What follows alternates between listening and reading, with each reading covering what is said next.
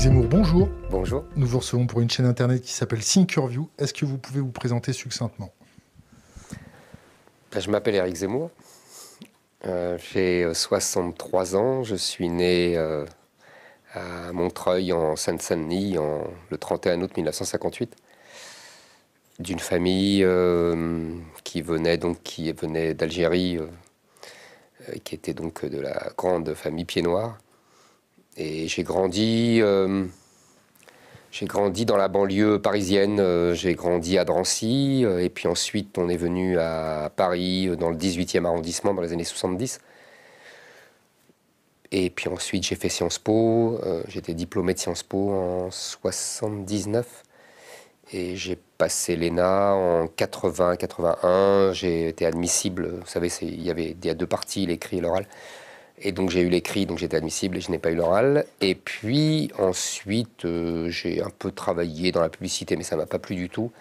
Et j'étais journaliste au Quotidien de Paris, de Philippe Tesson. Et puis ensuite, je suis passé par un an et demi à Info Matin, un journal qui a disparu, qui était dirigé par André Rousselet, vous savez. Et puis je suis allé au Figaro, à 97. J'étais journaliste au Figaro, j'ai écrit des livres, d'abord des livres de journalistes politiques, un portrait de Balladur, un portrait de Chirac, puis des romans, puis des essais sur la justice, sur la droite, sur des romans, des livres d'histoire, je dirais, d'histoire de France, mais à ma façon. Mélancolie française, destin français, et puis j'ai écrit le destin français, le suicide français, qui était une analyse de ce que je considérais comme une décadence depuis 40 ans, et qui a eu un succès retentissant. Et voilà, j'ai écrit aussi mon dernier livre, La France n'a pas dit son dernier mot, est sorti en septembre. Voilà, je suis marié, j'ai 3 enfants. Toutes vos dents? Peut-être pas, non, il doit manquer une là. Et puis, voilà, j'ai fait aussi des émissions de télévision, mais ça, les gens connaissent davantage. Donc, j'étais chez On n'est pas couché pendant 5 ans, et puis Zemmour et Nolo. Et puis, la dernière, face à l'info, les 2 ans sur CNews, avec mes amis Christine Kelly, Marc Menant, et voilà. Donc, vous nous avez dit qu'on n'avait pas beaucoup de temps avec vous. J'ai dit que non, j'ai dit que 1h30, vous m'avez dit 1h30 minimum, j'ai dit 1h30 c'est bien, voilà, on peut toujours, mais voilà, ça me paraît beaucoup, c'est déjà beaucoup de temps, il me semble, mais bon. 1h30. Mais vous voulez rester avec moi, vous m'aimez déjà beaucoup. Je sais pas si on peut dire qu'on vous aime, mais chez nous on commence à se dérouiller qu'à partir d'1h. Ah oula, et moi je vais Donc je vais me dérouiller plus vite. Okay. Alors allez-y. On va parler politique étrangère, finance, terrorisme, hacking et pourquoi on en est arrivé là. Je vous laisse l'honneur de choisir le terrain. Allez-y, dans l'ordre, politique étrangère, comme vous voulez. Okay. C'est vous qui choisissez, moi c'est vous qui interviewez. Ok, qu'est-ce qui se passe? Qu'est-ce qui se passe? Ouais, qu'est-ce qui se passe aujourd'hui? Ouais. Qu'est-ce qui se passe selon Éric Zemmour? Nous avons une situation, pour moi, qui va occuper tout le XXIe siècle, mais je n'ai pas l'impression de dire quelque chose de très original, qui est l'affrontement entre les États-Unis et la Chine, qui va dominer toute la planète pendant tout le siècle, qui a déjà commencé, mais je vous dis, vraiment, je n'ai pas l'impression de découvrir la Lune. Simplement, pour remettre dans le contexte, je pense que c'est une nouvelle ressucée d'un affrontement classique, je dirais, un double affrontement classique. D'abord, un affrontement classique, vous savez que ce professeur américain a appelé le piège de Thucydide, c'est-à-dire quand il y a une puissance déclinante et qu'une puissance montante, il est rare qu'on échappe au conflit armé. La puissance descendante étant évidemment les États-Unis, la puissance montante étant évidemment la Chine. Nous avons connu ça dans le passé. On peut dire par exemple, d'ailleurs le professeur, je crois que c'est Allison son nom, donne de multiples exemples. Moi j'en avais en tête de simples, c'est-à-dire la France de Napoléon qui contre l'Angleterre de l'époque et l'Allemagne de la fin du 19e siècle contre l'Angleterre, puissance désormais descendante, après avoir été la puissance montante contre Napoléon.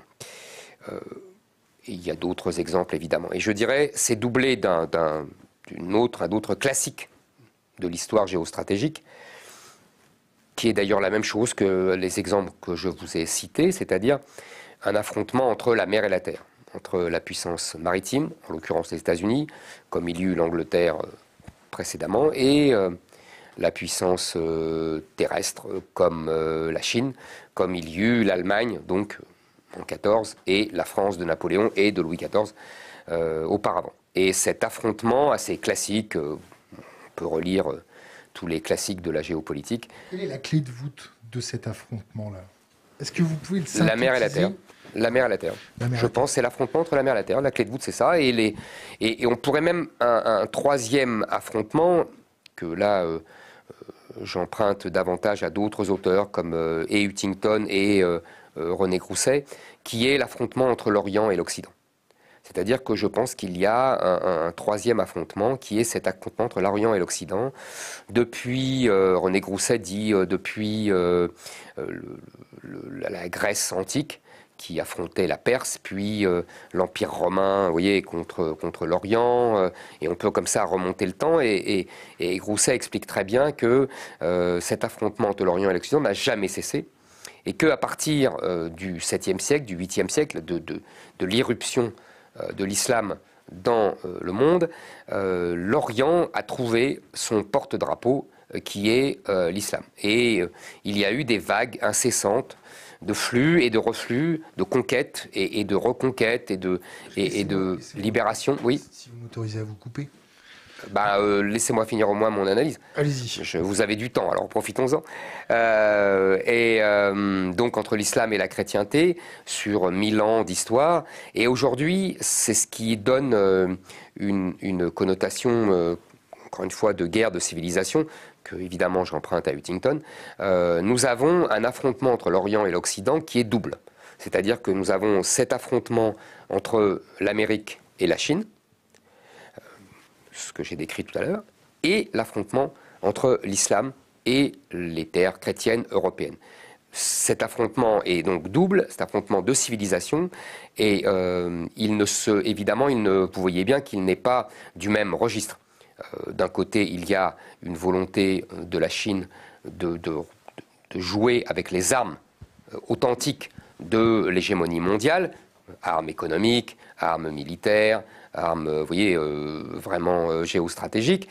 Et puis de l'autre côté, nous avons une guerre de civilisation dans la guerre de civilisation, c'est-à-dire avec l'islam, qui après s'être libéré de la domination occidentale, qui avait commencé avec la conquête de l'Égypte par Bonaparte en 1798, désormais passe à l'offensive par la démographie, évidemment d'abord et avant tout la démographie, donc la conquête de territoire par une population islamique, et l'argent, l'influence d'autres pays, etc.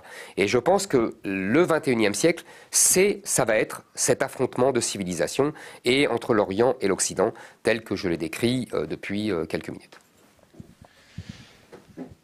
Notre marotte, ici, c'est une de nos marottes, c'est la relation de cause à effet entre pic énergétique et terrorisme. Est-ce que vous voyez une relation de cause à effet entre pic énergétique et terrorisme? Qu'est-ce que le pic énergétique? Le pic énergétique, c'est le fait qu'il n'y ait plus de pétrole, c'est ça? Non, je ne crois pas qu'il y ait un rapport. Il y aura toujours du pétrole d'ailleurs. Hein. Mais absolument, c'est pour ça que je vous dis ça. D'abord. Et vous avez l'air pas très familier avec le sujet, donc je vais délayer mes mots. La capacité à avoir de la calorie facile, que ce soit de la calorie alimentaire ou de la calorie que vous utilisez dans votre transport, quand le gâteau se raréfie, les chevaux se battent. Quand il n'y a plus de foin dans les râteliers, les chevaux se battent. Quelles sont vos connaissances sur le pic tout, c'est-à-dire pic matériaux, pic énergétique, pic de composants? Écoutez, je n'ai pas une science apparemment aussi approfondie que la vôtre. Je dis simplement que j'entends ça depuis 40 ans. Je suis plus vieux que vous. Et j'entends ça depuis 40 ans, qu'il y aura un pic du pétrole, un pic de ceci, un pic de cela. Et on découvre toujours de nouvelles ressources. Par ailleurs... On découvre les ressources où et par qui? Par qui? Par les Occidentaux, qui sont toujours ceux qui découvrent depuis 100 ans, depuis la découverte du pétrole. Mais je ne vois, pardonnez-moi, je ne vois pas du tout le rapport entre l'un et l'autre. D'abord, moi, j'appelle pas ça du terrorisme, j'appelle ça du djihadisme.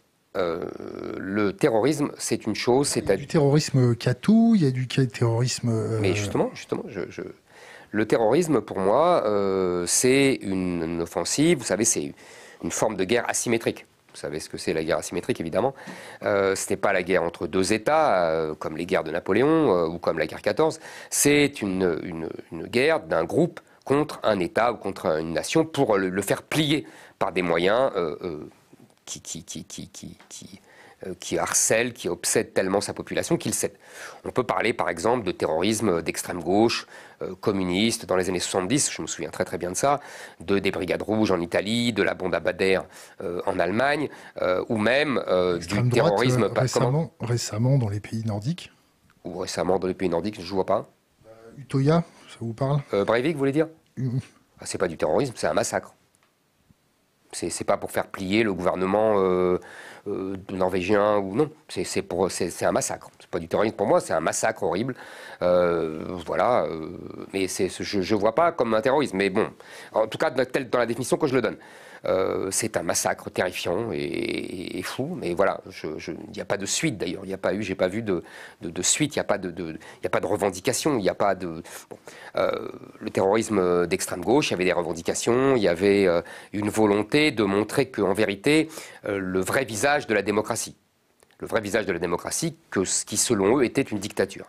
Et ces gens-là, d'extrême gauche, je me souviens très bien de leur discours, j'étais adolescent, donc je m'en souviens très très bien, voulaient montrer que, en fait, ce qu'on appelait la démocratie parlementaire n'était qu'en fait une forme sophistiquée de fascisme. Et ils voulaient radicaliser l'État pour qu'il prive de liberté. Voilà. Ça, c'est du terrorisme. Et on peut aussi, il y a le terrorisme... pour s'émanciper, le terrorisme du FLN contre la France pendant la guerre d'Algérie, qui mettait des bombes. Terrorisme ou résistance? Moi, j'appelle ça terrorisme, mais vous avez raison. Vous avez tout à fait raison. Même les résistants... Non, mais vous avez raison, vous avez raison. Le résistant, c'est quand on s'émancipe, et le terroriste, c'est quand on subit cette action. Vous avez raison, pour les Allemands, les résistants Jean Moulin étaient des terroristes. Donc je ne joue pas sur les mots. Pour moi, c'est du terrorisme parce que je suis français et que donc je suis toujours pour la France, mais vous avez raison, pour eux, c'est de la résistance. Donc vous voyez, je ne joue pas sur les mots avec vous. Maintenant, pareil pour les Palestiniens avec les Israéliens. Pour les Israéliens, c'est des terroristes. Pour les Palestiniens, c'est des résistants. Après, chacun choisit ses mots. Vous avez tout à fait raison, selon son camp. Comment la France se positionne là-dedans? Alors, j'ai pas fini. Puisque je réponds à votre question sur le pic. Donc je ne pense pas que ce qu'on a vécu depuis 2012, depuis Mohamed Merah, depuis 2015, Charlie, le Bataclan, l'égorgement de Samuel Paty, l'égorgement de prêtres dans leur église ou de la policière dans son commissariat, je ne pense pas que ce soit du terrorisme. Je pense que c'est du djihadisme. C'est-à-dire que le djihad, c'est la conquête d'un territoire par l'islam, par des moyens violents, qui est prescrit par le Coran. Tout est écrit dans le Coran en l'occurrence, et qui ordonne aux musulmans de conquérir des territoires pour islamiser les populations et pour islamiser le monde. C'est l'objectif de l'islam et du Coran. Dans ce cas-là, si vous voulez... nous avons donc des gens qui agressent des populations infidèles pour les transformer en sujets d'Allah. L'islam fonctionne selon une catégorie binaire. Il y a ce qu'ils appellent le Dar el-Islam et le Dar el-Harb, c'est-à-dire le monde de l'islam et le monde de la guerre. Et Dar es-Salam. Oui, Dar el-Islam, c'est la même chose. Dar el-Salam, c'est le monde de la paix. Mais c'est le monde de l'islam. Parce qu'on a la paix que quand on est converti et soumis à l'islam et soumis à Dieu. C'est la même chose. Islam veut dire soumission. Et elle a la même racine que salam. Parce qu'on a la paix que dans la soumission. L'islam est moi j'estime que c'est une religion totalitaire. C'est-à-dire qui prend en compte toutes les composantes de l'existence humaine, qui ne connaît pas l'individu et qui considère qu'on est émancipé par la soumission à Dieu. Vous croyez en Dieu? Ça dépend des jours. C'est-à-dire, c'est-à-dire que je n'ai pas une foi vibrante. Il y a toujours un conflit entre mon enfance, je suis d'une famille juive traditionnelle et donc mes parents étaient très croyants, et ma rationalité occidentale, française, qui est plus agnostique. Et donc ce conflit en moi est permanent et donc c'est pour ça que je vous dis, sous forme de boutade, ça dépend des jours. Je vous laisse continuer sur le djihadisme. Et je vous en prie. On reviendra sur le djihadisme. Je voudrais qu'on revienne sur la politique étrangère de la France. Je vous donne un cas concret. Je vous donne un cas concret. Allez-y. Quand la Chine stoppe les exportations de fertilisants. Fertilisants. Ça vous fait penser à quoi? Ça fait penser à un crush énergétique? Ça fait penser à de la guerre économique? Ça fait penser à du protectionnisme? Ça fait penser à Winter is coming. Vous connaissez l'expression? Non. L'hiver arrive. Vous connaissez pas Game of Thrones? Non. Bon. Enfin, je connais de nom, bien sûr, mais je suis pas un spécialiste de ça, non. Ça se fait en un week-end. Oui, mais je n'ai pas spécialement envie. J'ai d'autres livres à lire. C'est important aussi pour connaître la mémétique et prendre la température de la population, s'intéresser à ce que... vous savez, on ne peut pas tout voir, tout regarder, tout... Qu'est-ce qu'on fait avec une Chine qui stoppe ses exportations de fertilisants?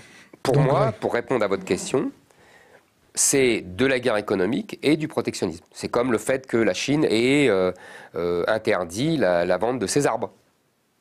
On m'a appris ça, je suis très frappé par ça, alors que nous continuons à vendre, alors qu'ils nous achètent beaucoup de nos chênes, etc.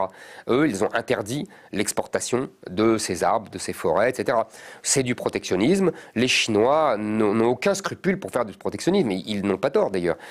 C'est comme ça qu'ils ont pu ériger des rivaux à Google et à Facebook, etc. C'est en se barricadant et en interdisant l'arrivée de ces mastodontes américains, alors que nous, au nom du libre-échange, nous sommes laissés coloniser par les Américains.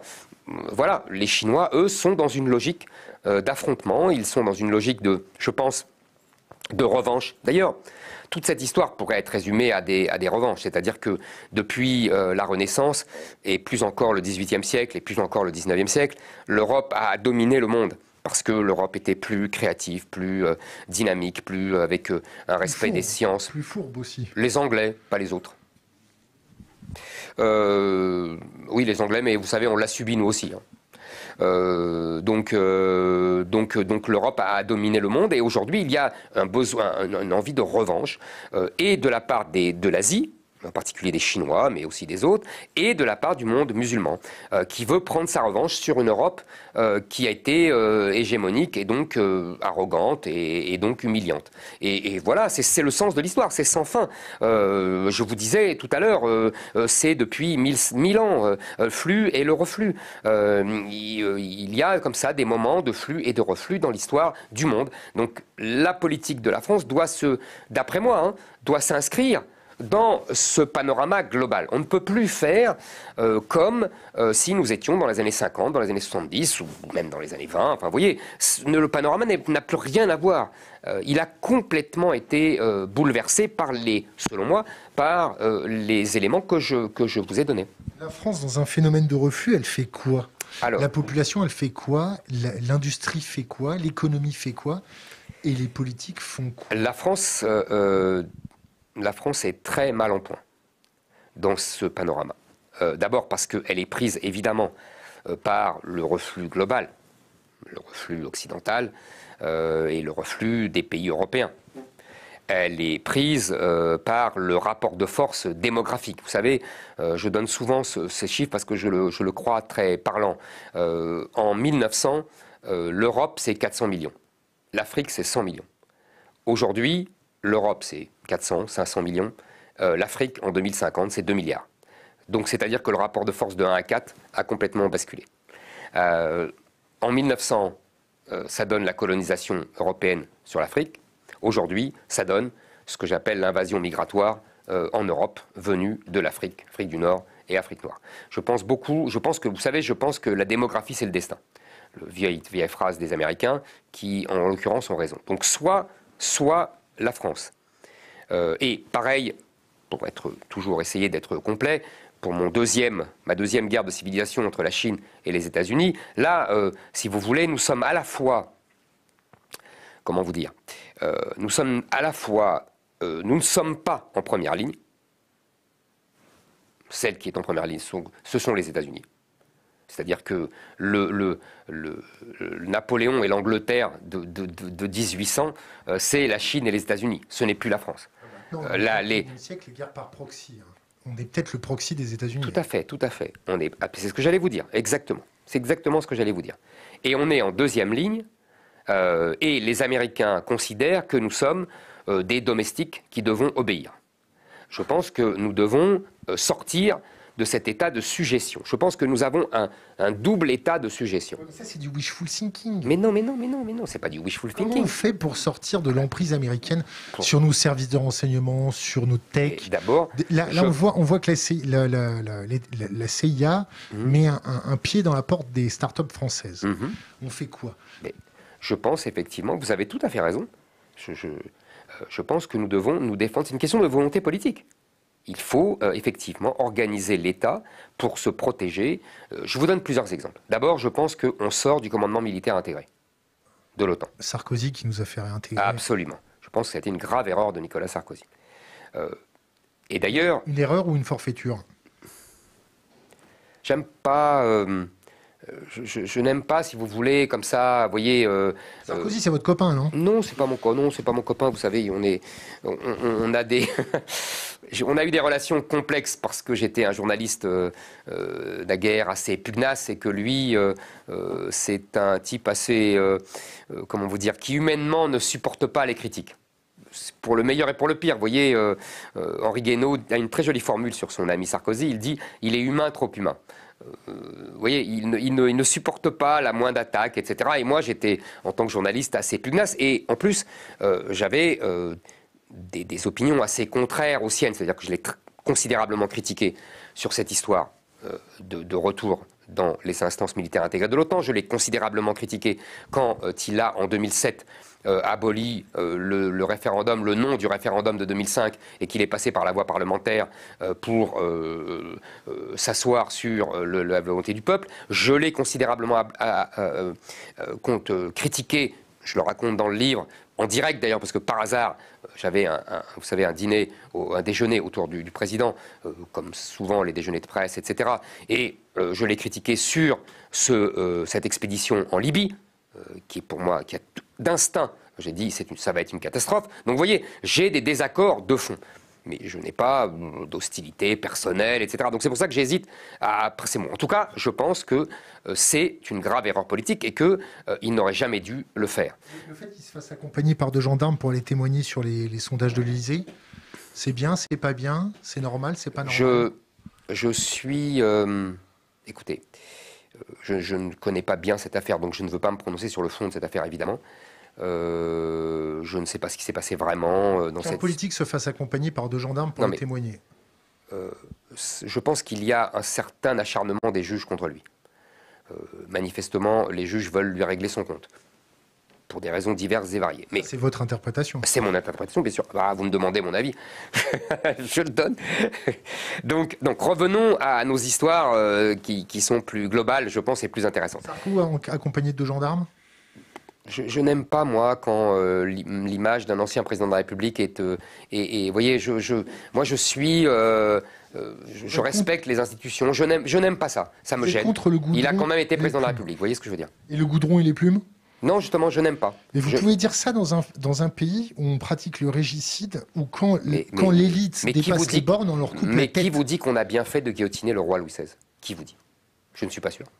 Qui vous dit qu'on n'est pas traumatisé depuis? Vous savez, cette histoire de la Révolution, c'est un autre sujet. On pourrait en parler des heures. Je ne suis pas sûr qu'on ait bien fait.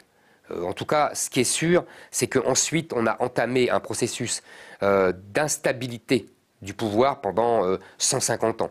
On a sans cesse oscillé entre des périodes de pouvoir autoritaire et des pouvoirs parlementaires excessifs. Enfin, vous voyez, on n'a jamais trouvé la bonne mesure. Voilà, bon, enfin bref, on ne va pas refaire cette histoire. Et le peuple français est à la fois, attention, ne vous méprenez pas sur le peuple français, il est à la fois régicide, vous avez raison, il guillotine les rois, mais en même temps, il veut un roi. Attendez, nous ne sommes pas des Suédois, qui ont un roi d'ailleurs. Nous voulons un roi élu. Vous m'autorisez une parenthèse? Je vous en prie. On a une question sur notre chat qui dit « Bonjour Thinkerview, offrir une plateforme à un ambassadeur des pires théories d'extrême droite qui a déjà beaucoup de visibilité, quelle est votre justification ?» Alors mon pote, on n'a pas justifié. Ici, on est en France, on reçoit qui on veut, quand on veut et le temps qu'on veut. Parenthèse close. Je vous remercie. En plus, cette accusation d'extrême droite est grotesque. Enfin bon, l'extrême droite, c'est celle qui veut renverser la République. Je ne veux pas renverser la République. À part ça, il n'y a pas d'extrême droite. Vous savez, il y a 70% des Français qui sont d'accord avec moi sur de nombreux thèmes. 70%, 70% sur des tas de sondages. Comment ça sort d'où? Quel sondage? Je vais vite si vous voulez, mais ce que je veux dire, c'est qu'il n'y a pas 70% de gens qui sont d'extrême droite. Et quand il y a 70% qui pensent que l'immigration n'est pas une chance pour la France, qu'on ne se sent plus chez soi, qu'il faut supprimer le droit du sol. Enfin, vous voyez, sur des tas de mesures comme ça, que la France est une terre avec des racines chrétiennes. Enfin, vous voyez, des tas de thèmes que je défends et qui sont approuvés par 60 à 70% des Français. Que la France est en déclin, on est à 75%. Vous voyez, c'est ça que je veux dire quand je dis 70%. Mais c'est pour vous dire que, en vérité, ma position est plutôt centrale. Je réponds simplement à l'accusation d'extrême droite qui est ridicule et qui relève du théâtre antifasciste que la gauche nous sert depuis des décennies. Mais parenthèse encore une fois fermée, je comprends qu'on reste longtemps en fait parce qu'on multiplie les parenthèses et on revient et on perd un peu son fil. Donc revenons à l'origine. Vous me dites qu'est-ce qu'on peut faire contre les États-Unis? Non, qu'est-ce qu'on peut faire avec la Chine? Ah bah non, vous me disiez contre les États-unis. Non, contre la Chine. Ah bon, avec la Chine. Au départ, c'est contre la Chine. Et après, la deuxième question, avec la Chine, qu'est-ce qu'on fait avec les États-Unis qui ont qui nous considèrent comme des domestiques et qui ont un féodé, vous avez tout à fait raison, et vous auriez pu dire autre chose. Vous auriez pu dire, par exemple, leur scandaleuse façon de se servir du droit pour accuser n'importe quelle entreprise de corruption et pour pouvoir mettre en accusation, voire en prison, les responsables. Vous avez invité histoire M. Pierucci, cette histoire M. Pierucci dont j'ai lu le livre et donc que je connais un peu maintenant, est absolument ignoble, ignominieuse. Je pense que les Européens et les Français en particulier devraient prendre des mesures de rétorsion, devraient faire la même chose aux Américains. Vous voyez, vous me demandez qu'est-ce qu'on fait? Par exemple, là, sur leurs mesures juridiques qui leur permettent, dès que quelqu'un utilise le dollar ou dès que quelqu'un utilise un ordinateur parce qu'il y a des composants américains, d'envoyer la justice de façon extraterritoriale, c'est absolument un abus de pouvoir incroyable. C'est vraiment un abus de pouvoir de puissance impériale. Donc là, les États-Unis nous sortent du dollar, nous sortent de SWIFT, et on fait quoi? On fait comme les Iraniens, on crée un système bancaire? Je ne pense pas qu'ils nous sortent du dollar. Je ne pense pas. Je pense que, vous savez, le général de Gaulle a affronté les États-Unis et ils ne nous ont pas sortis des institutions mondiales, etc. Mais je reviens à votre histoire de Chine. Je pense qu'effectivement, c'est là où est notre problème. C'est que, d'un côté, nous devons retrouver notre indépendance par rapport aux États-Unis, et j'y reviendrai si ça vous intéresse. Et par ailleurs, il faut être méfiant avec la Chine. Il ne faut pas être naïf avec la Chine. La Chine n'est plus la grande puissance misérable reconnue par le général de Gaulle, qui était tellement contente d'être reconnue par le général de Gaulle en 1964. Ils n'ont pas oublié. Ils n'ont pas oublié, c'est déjà ça. Donc on a au moins un crédit. De toute façon, ils n'oublient rien, je pense, les Chinois. Je pense qu'ils sont sur le temps long, ils sont sur le temps des siècles que j'ai essayé de tracer avec vous. Donc je pense que tout ce que je vous ai dit, je pense qu'ils l'ont en tête et bien d'autres choses encore. Eux, ils sont évidemment dans leur histoire, dans l'histoire des concessions du 19e siècle, de l'impérialisme européen, etc. Donc ils sont dans cette revanche-là. Et c'est ce qui explique beaucoup de choses chez eux. Donc maintenant... Par ailleurs, ils nous croient décadents. Je pense qu'ils nous croient décadents. Ils pensent, non sans raison, il faudrait nuancer évidemment, mais non sans raison, que notre individualisme qui a fait notre force à partir de la Renaissance, c'est-à-dire qu'on s'est émancipé des tutelles religieuses, obscurantistes, etc., pour aller vers la science, etc., je pense qu'aujourd'hui, notre individualisme est arrivé à bout à bout de souffle, et qu'il désintègre aujourd'hui nos sociétés, et que nous avons besoin de retrouver le sens du collectif, du patriotisme, de l'autorité de l'État, vous voyez, parce que notre individualisme fou nous empêche d'avoir une société ordonnée. Mais bon... donc revenons à la Chine, je pense qu'il faut être méfiant, je pense qu'il ne faut pas être naïf avec les Chinois, mais nous devons essayer d'être une puissance d'équilibre. C'est-à-dire que nous n'avons pas à rentrer dans la logique de guerre avec la Chine où veulent nous faire rentrer les États-Unis. Mais en revanche, nous devons être très méfiants, parce que vous avez parlé des Américains les services secrets américains qui se permettent qui se croient chez nous.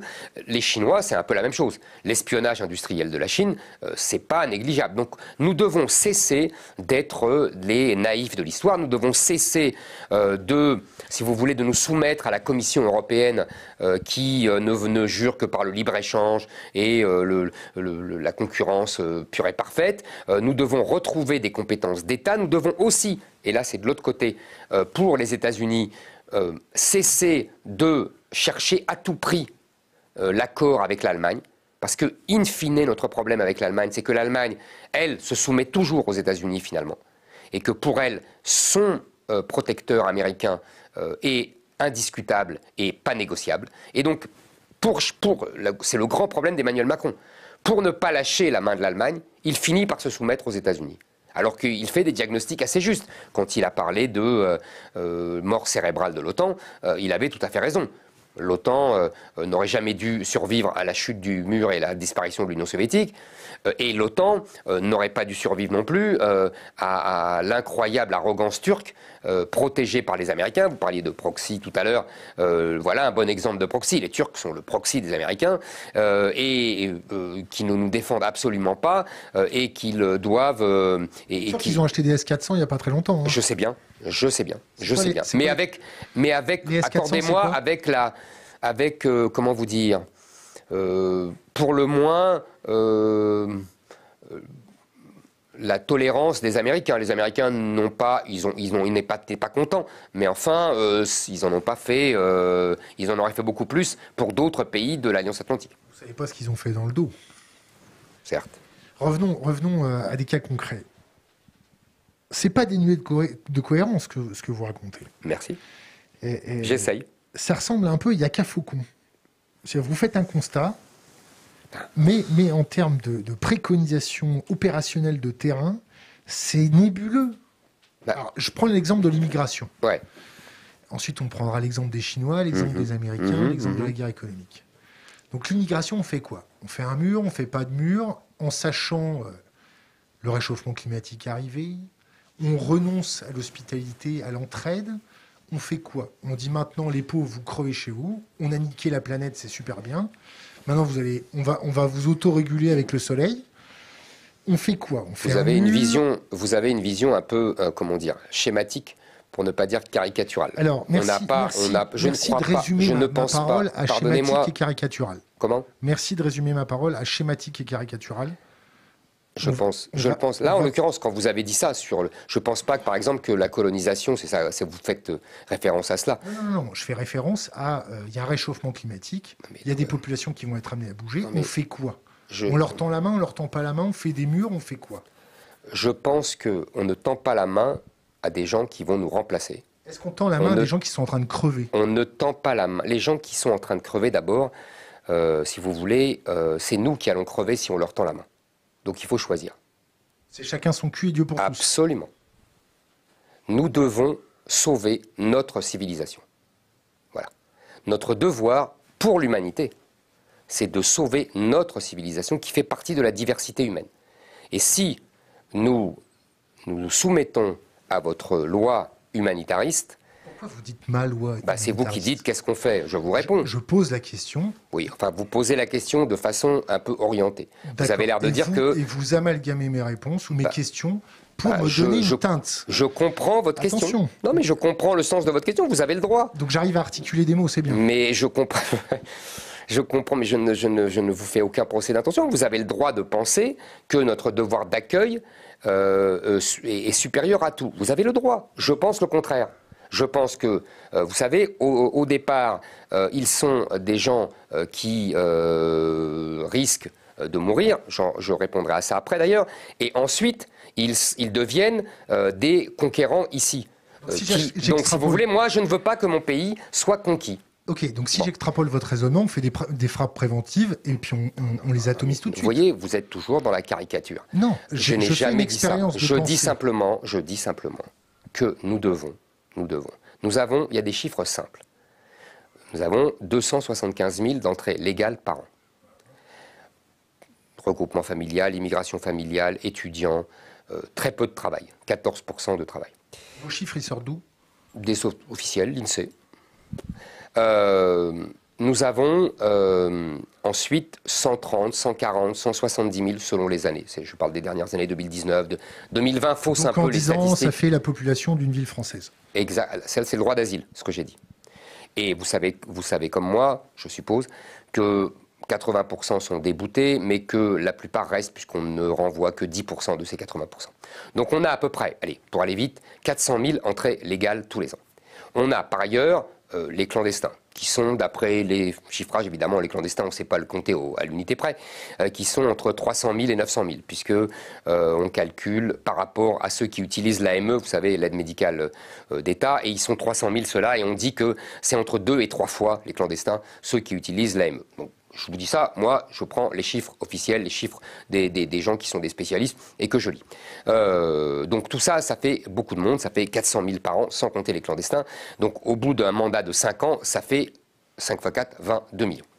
Je pense que nous sommes en danger de mort. Cette immigration est en train, je le répète, de nous remplacer. Nous avons une autre civilisation qui nous remplace. Donc nous devons arrêter. Donc là, vous me dites qu'est-ce qu'il faut faire ? Il faut interdire le regroupement familial. En tout cas, supprimer l'automaticité. C'est-à-dire que, si vous voulez, on a depuis 40 ans donné des droits automatiques aux immigrés. Les immigrés, qu'est-ce qu'ils font ? Ils définissent la politique d'immigration de la France. Ce n'est plus admissible. Donc nous devons supprimer l'automaticité de ces droits. L'immigration familiale, le regroupement familial, quand on va chercher la plupart des cas, c'est un jeune homme ou une jeune femme, mais le plus souvent c'est des jeunes hommes, qui sont originaires d'Algérie, de Tunisie, de Maroc ou d'Afrique, leurs parents, et qui vont chercher une femme au bled, dans le village de leurs parents, et qui la ramènent. C'est 90 000. Il y a 90 000 avec le regroupement, l'immigration familiale en tout. Il y a 25 000 d'enfants, et il y a le reste, c'est ce que je vous décris. Il y a 90 000 étudiants, dont la moitié viennent d'Afrique. Je pense qu'il faut arrêter tout cela. Voilà. On renonce à irradier des valeurs françaises grâce à l'éducation. Ah oui, on renonce. On renonce à cela. Si vous appelez les 90 000 étudiants par an irradier les valeurs françaises, moi j'appelle ça une invasion. C'est un soft power aussi. Non, mais je ne... Non. Je vais vous dire, les bons étudiants, les meilleurs étudiants, ils vont aux États-Unis et en Angleterre, d'où qu'ils viennent.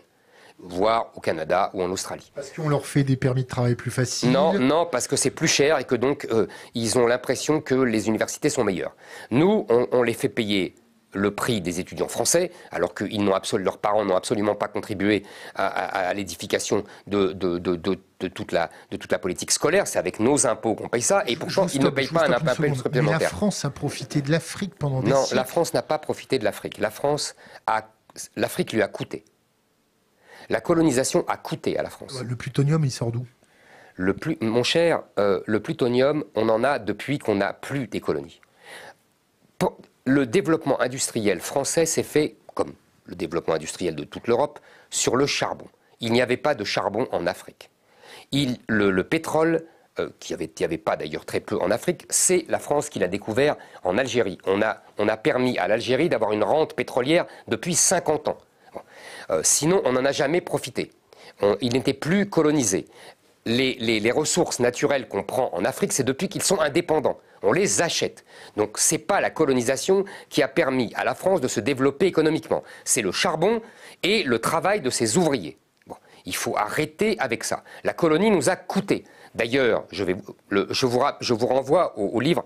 Le pauvre est mort, c'était un ami, M. Marseille, qui a très bien analysé ça, et vous verrez que la colonisation nous a coûté. D'ailleurs, quand le général de Gaulle, vous avez qu'à chercher dans C'était de Gaulle de Perfit, quand le général de Gaulle donne l'indépendance à l'Algérie, il le fait d'abord parce qu'il ne veut pas, comme il dit, que son village devienne Colombey les deux mosquées, et qu'il pense qu'il ne peut pas y avoir d'intégration des Arabes en France parce que c'est deux civilisations qui sont étrangères, ce qu'il appelle l'huile et le vinaigre. Mais aussi, parce qu'il explique, vous verrez, vous le trouverez aisément dans le texte de Perfit, il explique très bien que les colonies nous coûtent très cher, parce que les colonies poussent la France en particulier, beaucoup plus que les Anglais qui ont une conception commerçante de leurs colonies. Les Français, eux, veulent amener les populations colonisées au niveau de standard de vie de la population française. Et d'ailleurs veulent lui apporter la civilisation. C'est le grand mot de Victor Hugo. Nous sommes un pays dans la lumière, nous apportons la lumière à des peuples dans l'obscurité. C'est ça l'esprit de la colonisation française. C'est un mouvement de gauche. Comment ? Un peu prétentieux quand même. C'est très prétentieux. Vous avez tout à fait raison, mais c'est la France du 19e siècle. Et c'est un mouvement de gauche. Ce sont les républicains qui colonisent au nom de la civilisation. Et donc, à partir d'un certain moment, ça nous coûte trop cher. Et c'est De Gaulle a cette expression amusante. Il dit, nous ne pouvons pas leur donner l'égalité, donc nous leur donnons la liberté, et alors bye bye. Vous verrez, c'est écrit exactement comme ça. Pendant la guerre 39-45, oui. Les Sénégalais sont venus défendre la France. Comment ? J'ai pas entendu, excusez-moi. Pendant la guerre 39-45, les Sénégalais sont venus défendre la France. Les Sénégalais se sont battus pour la France. Mais vous savez, ce n'est pas les Sénégalais qui sont le plus morts pour la France. Ils se sont battus valeureusement, comme en 14. D'ailleurs, je suis étonné que vous ne parliez pas de 14. Laissez-moi y venir. Parce que c'est surtout en 14. Mais si vous parlez des guerres, si vous parlez de la guerre 14, effectivement, nous avons fait venir des troupes coloniales, comme on disait à l'époque. Vous auriez pu dire aussi, d'ailleurs, il n'y a pas que les Sénégalais. Le Vietnam. Il y a les Vietnamiens, oui. Il y a aussi les Maghrébins, les Tunisiens, les Marocains, les Algériens. D'ailleurs, il y a beaucoup de troupes pieds noirs, on a oublié. Moi, je sais parce que j'ai de la famille qui était dans ces troupes-là. Je tiens à vous dire quand même que ces troupes-là, oui, il y a eu des morts, en 17 comme pendant la guerre, 40, que ceux qui sont morts en masse, ce ne sont pas eux. Ce sont les Bretons, ce sont les Corses, qu'on a envoyé en première ligne à l'offensive de 14. Et tous ces polytechniciens, tous ces normaliens, Péguy, morts, Sabre-Clair, en 14. Ce sont eux qui sont morts. Ce sont les villages avec les monuments aux morts, avec parfois tous les membres d'une famille, sur le même monument aux morts. La guerre 14, c'est ça. Et 40, on oublie toujours 40, mais en un mois, en 2 mois, il y avait le rythme de mort de la guerre 14. Il y a eu 100 000 morts. Et ce ne sont pas des troupes coloniales. Il y en avait, mais il n'y avait pas. C'était des troupes françaises de souche. Donc il faut arrêter avec ça. Oui, il y a eu des combattants, je ne disconviens nullement, il y a eu des combattants valeureux. Par exemple, je pense à Monte Cassino, les tabors marocains ont été absolument d'un courage inouï, presque hors de proportion, mais absolument admirable, d'ailleurs admiré par les soldats américains de l'époque, admiré par les soldats, et même terriblement craint par les soldats allemands. Donc vous voyez, je ne cache pas du tout cela, mais il faut arrêter de croire qu'ils ils ne sont pas sauvés la France, ils ne sont pas, c'est pas eux qu'on a mis en premier rang, tout ça est faux, c'est des légendes pour nous culpabiliser.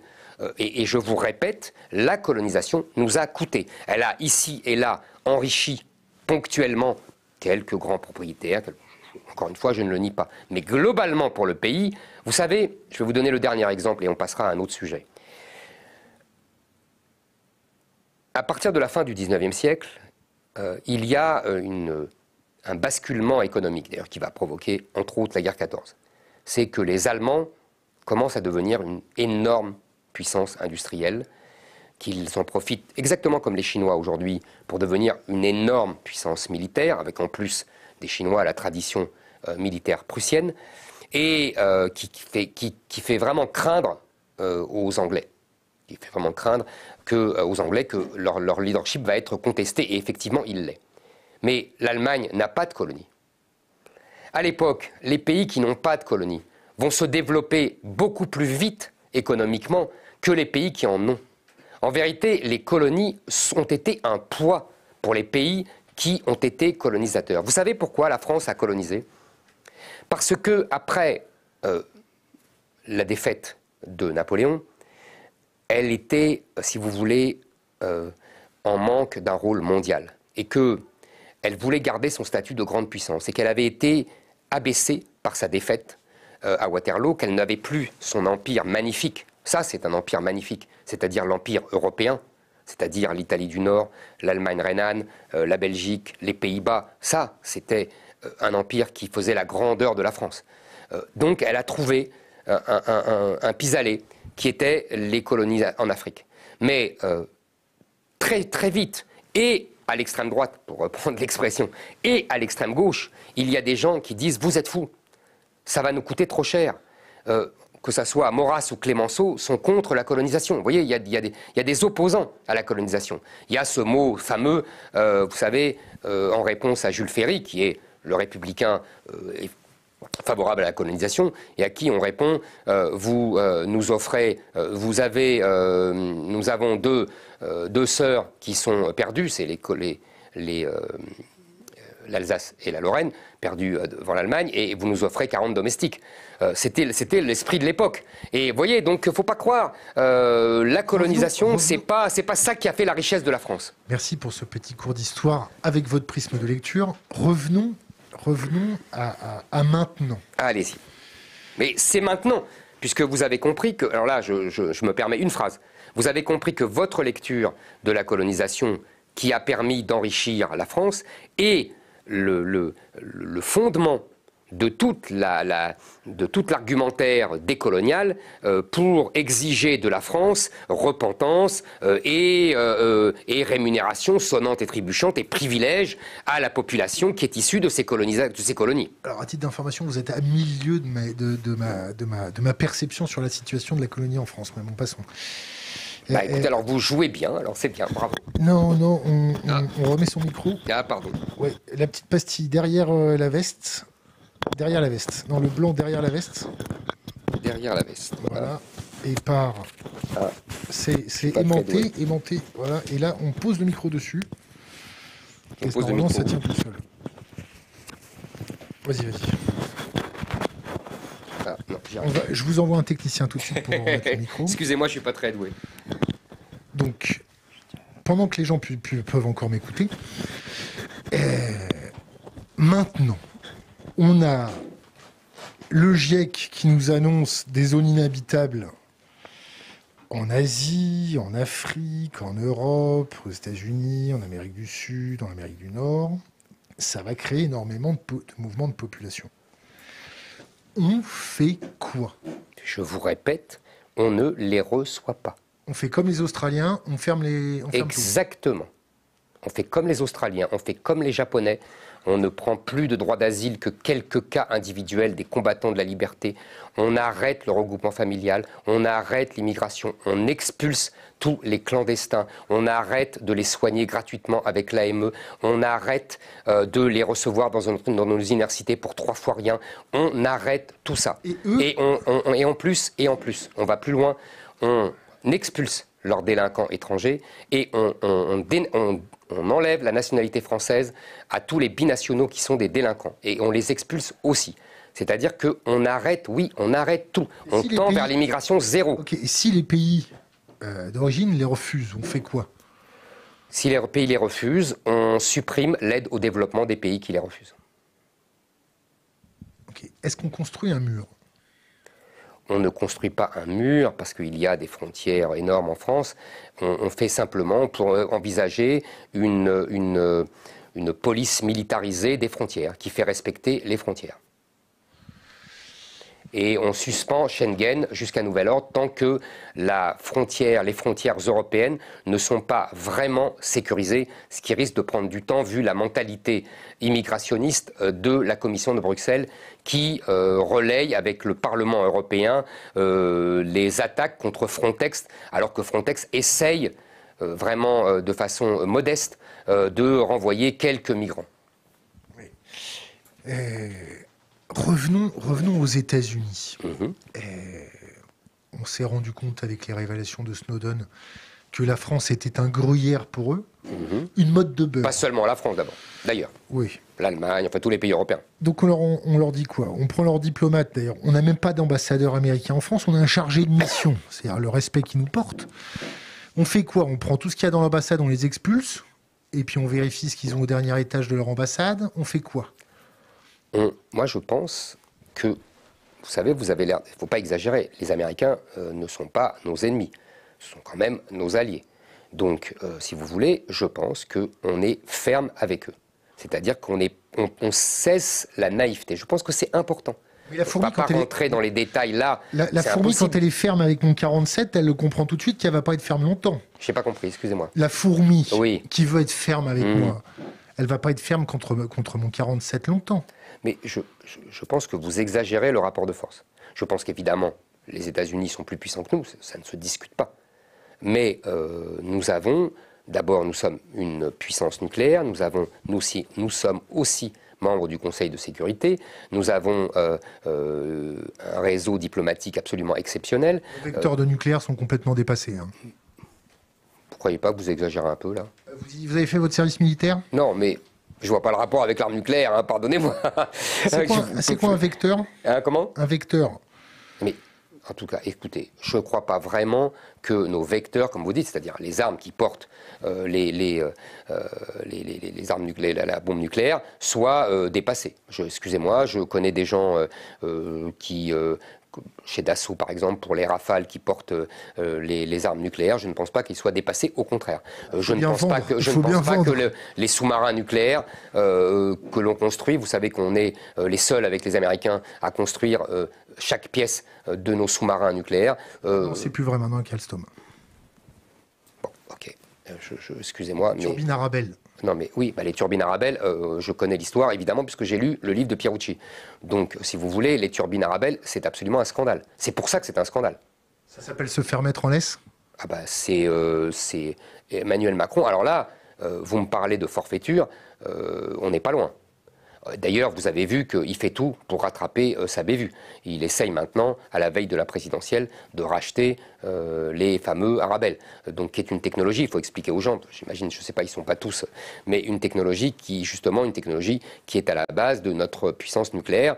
Et donc, vous avez tout à fait raison, c'est absolument scandaleux de l'avoir laissé partir chez les Américains. Maintenant, il faut aussi se méfier de nos propres réactions, et des miennes aussi. Hein. Souvenez-vous quand même que la filière nucléaire française, la filière nucléaire civile, mais vous savez bien qu'il y a des liens entre la filière nucléaire civile et militaire. Et Bernard Eisenberg. Voilà, a été choisi finalement un modèle américain, le fameux Westinghouse. Alors que les Français étaient favorables à une autre filière plus française. Donc finalement, je crois que c'est Pompidou qui a choisi, avec le général de Gaulle, finalement, la filière américaine. Donc vous voyez, c'est plus complexe. Mais maintenant, vous avez raison, les Américains se comportent comme des prédateurs, comme des protecteurs, en fait comme un protectorat. C'est le mot du général de Gaulle. L'OTAN, c'est un protectorat. Les États-Unis, qu'on nous considère comme des protecteurs. Et donc le protecteur fait fi de ses protégés. Donc nous devons cesser d'être des protégés. Mais je ne vais pas vous dire, là, telle mesure, là, vous me diriez vraiment, il y a qu'à Faucon. Je vous dis un état d'esprit, une philosophie. Nous devons être fermes vis-à-vis des États-Unis et nous devons cesser cette soumission. Est-ce qu'on peut être ferme? Oui, on peut être... Attendez. Allez-y. Est-ce qu'on peut être ferme quand on est devenu une puissance de moyenne impuissance?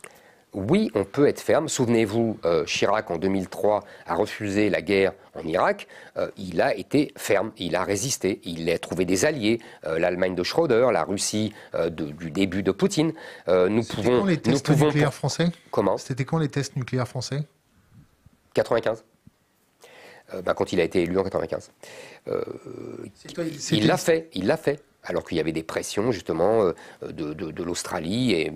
je suppose, manipulé par les Américains derrière. Vous voyez, il l'a fait. Donc, il y a possibilité de résister. Je suis désolé. Bien sûr qu'on est moins fort que les Américains, je ne vais pas vous dire, mais on peut avoir des... on peut tendre la main aux Russes. Moi, je suis tout à fait favorable à un rapprochement avec les Russes. Je suis favorable, par exemple, à ce qu'on décide, puisqu'on peut le faire solitairement en Europe, la fin des sanctions contre les Russes. et qu'on arrête de les embêter avec la Crimée qui était russe depuis le XVIIIe siècle. C'est comme si on nous embêtait avec la Lorraine ou la Corse. C'est la même période. Donc, vous voyez, je pense qu'il y a des moyens de faire. La France peut retrouver une politique étrangère indépendante. En tout cas, elle le doit. Et je ne dis pas que c'est facile. Hein, je ne dis pas que c'est facile, je ne dis pas que c'est aisé, je ne dis pas que, évidemment, la soumission est beaucoup plus simple, mais ce n'est pas digne de la France. Donc je pense qu'on doit, en tout cas, mettre ce cap-là. Je reviens sur l'immigration. Faisons une expérience de pensée. Le réchauffement climatique s'emballe, il y a moins de récoltes, il y a moins de nourriture sur place, il fait trop chaud, les gens tombent dans les rues comme des mouches. Ils viennent pour migrer tels des oiseaux pour retrouver des températures plus clémentes. On fait quoi? Je vous répète, d'abord je ne crois pas à votre scénario catastrophe. Je n'y crois pas. Vous avez lu le rapport du GIEC? Oui, je lis pas des centaines de pages, je n'ai pas cette prétention.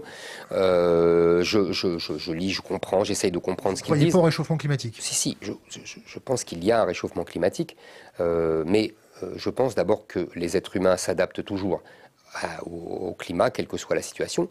Deuxièmement, je vous répète que moi, je veux protéger les Français. Ok, donc on fait une expérience de pensée. Pour moi, l'immigration est devenue le danger mortel pour la France et les Français. Donc il faut arrêter. Donc quel que soit, vous savez, Rome, vous savez pourquoi, comment Rome est tombée face aux barbares? Non mais est-ce que vous savez pourquoi?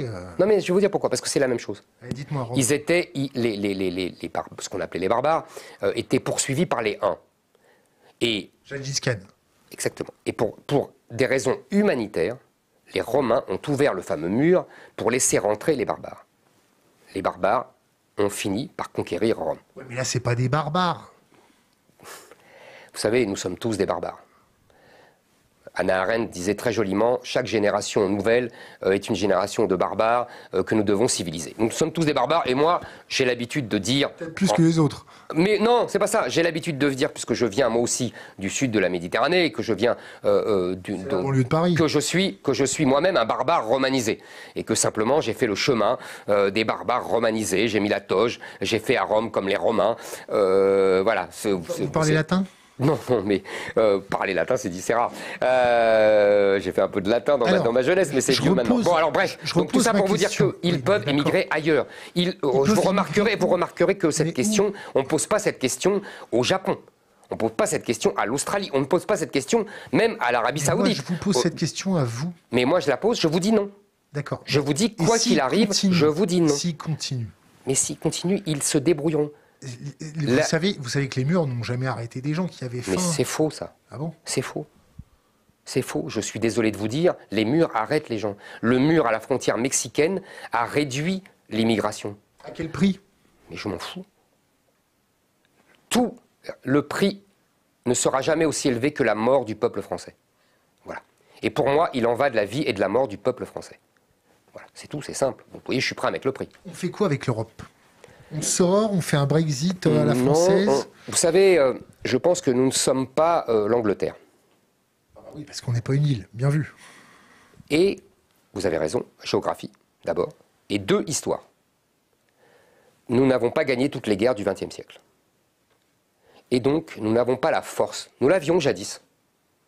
Au XIXe siècle, vous savez, Stendhal raconte que... On avait nos colonies. Non, pas du tout. Pas du tout. Vous vous méprenez, vous savez, sur les colonies. Les colonies n'ont jamais... Les Français s'en sont moqués jusqu'en 1932 à l'exposition coloniale. D'ailleurs, ça a désolé les républicains. Il n'y a pas de mouvement politique et populaire en faveur de la colonisation. En revanche, Stendhal racontait qu'en 1810, le Français se sentait vraiment supérieur au reste de l'humanité. Ça peut rester, hein.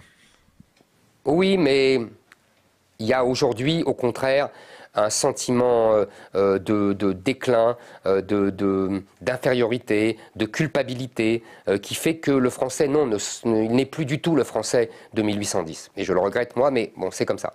Donc les Français ne s'imaginent plus seuls. Ils ont besoin de se sentir soutenus avec des alliés, même si ces alliés, en l'occurrence, ne sont pas très amicaux et sont plutôt des rivaux qu'autre chose. Mais passons.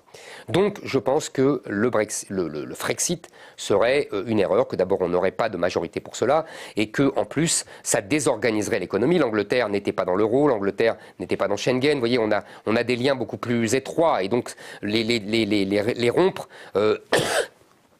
désorganiserait complètement l'économie. Et moi, je veux me focaliser sur ma priorité, qui est l'immigration dont je vous parlais tout à l'heure.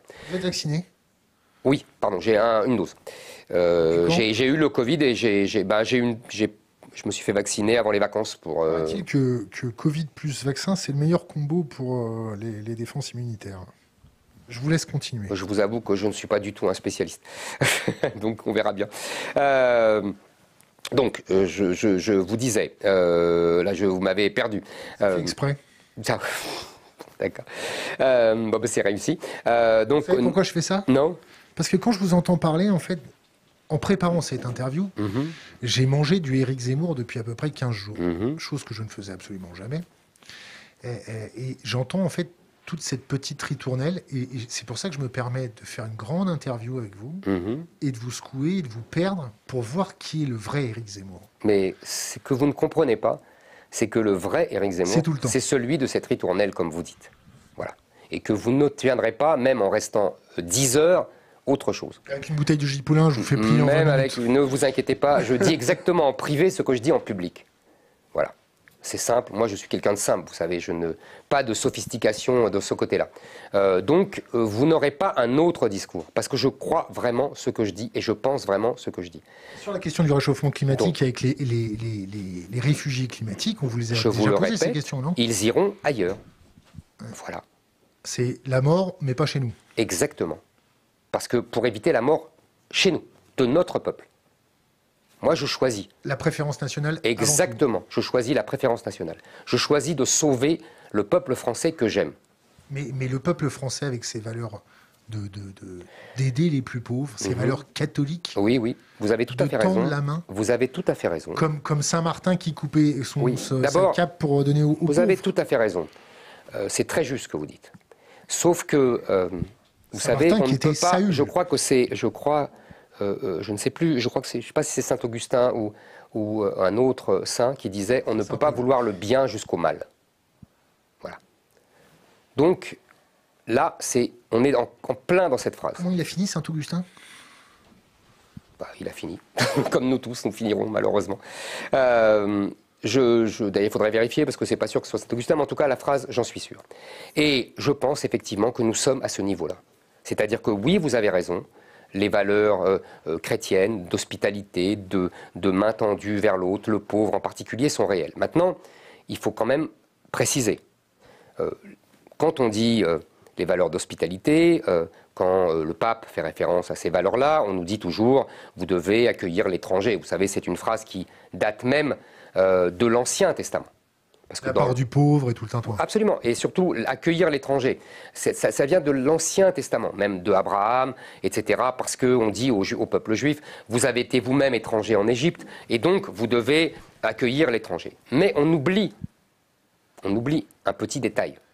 C'est que dans ce cadre-là biblique de l'accueil de l'étranger, on vous dit, en gros, accueillez l'étranger et ne le trucidez pas. Bon. Mais on oublie toujours de dire qu'il repart.